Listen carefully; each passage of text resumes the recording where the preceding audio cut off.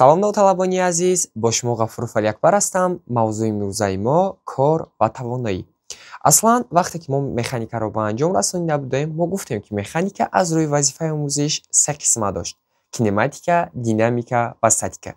аммо то ҳол механика ба анҷом нарасидааст. яъне кор ва тавоноӣ ин як қисмачаи махсуси механика ба ҳисоб меравад.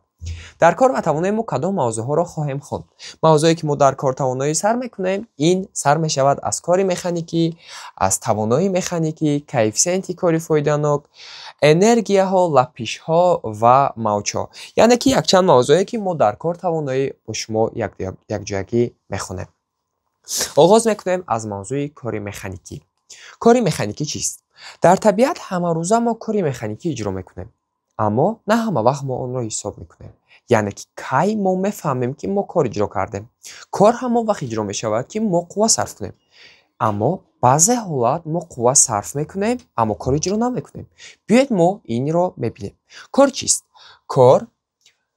кор ин бо таъсири қувва кӯчонидани ҷисм.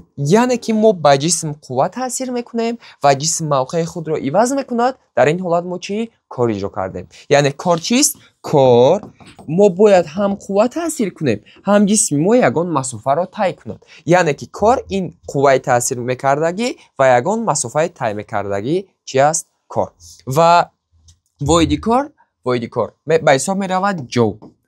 ғайр аз ин дар формула мо дорем косинуси альфа. косинуси альфа чист? косинуси альфа ин кунҷи таъсири қувва аст. яъне ки мо аз кадом тараф ба ҷисм қувва таъсир карда истодаем. косинуси альфа ҳамонро нишон медиҳад. яъне кунҷи таъсири қувваро чӣ кор мекунад? нишон медиҳад.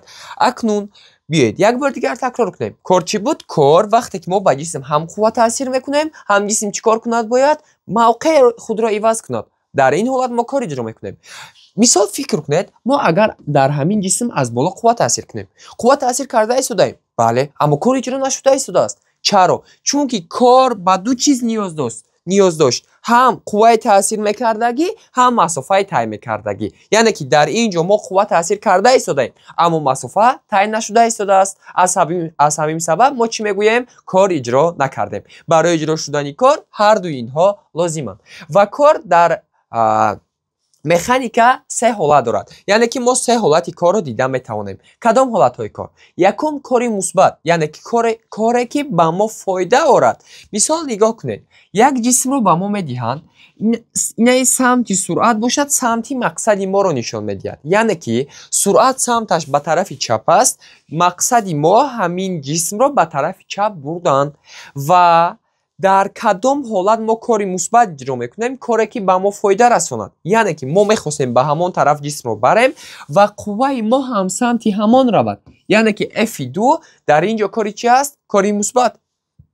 дар давом нигоҳ кунед, мо гуфтем боз дорем дуюм ҳолати кор, ин кори манфӣ. кори манфӣ ин корест ки бар зарари мо аст. яъне нигоҳ кунед, мо гуфтем ки суръати ҷисм ба самташ ба тарафи чап равон аст. яъне ки мо бояд ҷисмро ба тарафи чап барем, аммо аз чӣ сабаб бошад ки мо ба тарафи чап қувва таъсир намекунему, баръакс ба куҷо таъсир мекунем? ба тарафи рост. вақте ки мо ба тарафи рост қувва таъсир кардем, ин кор ба мо зарар овард? бале, албатта ин кор ба мо чӣ овард? зарар овард. аз ҳамин сабаб ин корро чӣ мегӯянд? кори манфӣ. сеюм ҳолати кор иҷро намешавад. дар кадом ҳолат кор иҷро намешавад? вақте қувва таъсир кунем, аммо ҷисм масофаро тай накунад. аз ҳамин сабаб мо инро чӣ мегӯем? кор иҷро нашуд. нигоҳ кунед, мо гуфтем ки вақте ки мо қувваро аз боло таъсир мекунем, мо қувва таъсир карда истодаем, бале, масофа тай шуда истодааст? не. аз ҳамин сабаб мо чӣ мегӯем? кор иҷро нашуд. баъдан як чизи дигар, ки ҳар як таъйиниҳо кунҷи таъсир доранд. агар мақсади мо ба тарафи чап бошад ва қувваи мо ҳам ба тарафи чап бошад, ин қувваро кунҷи таъсирашро мегӯянд 0 градус. чанд мегуфтанд? 0 градус. агар мақсади мо ба тарафи чап бошад, аммо қувваи мо баръакс бошад, ин қувваро мегӯянд косинуси 180 градус. ва сеюм ҳолат кор иҷро намешавад. кадом вақт? вақте ки кунҷи таъсири мо 90 градус аст, яъне кунҷи таъсири мо перпендикуляр таъсир карда истодааст.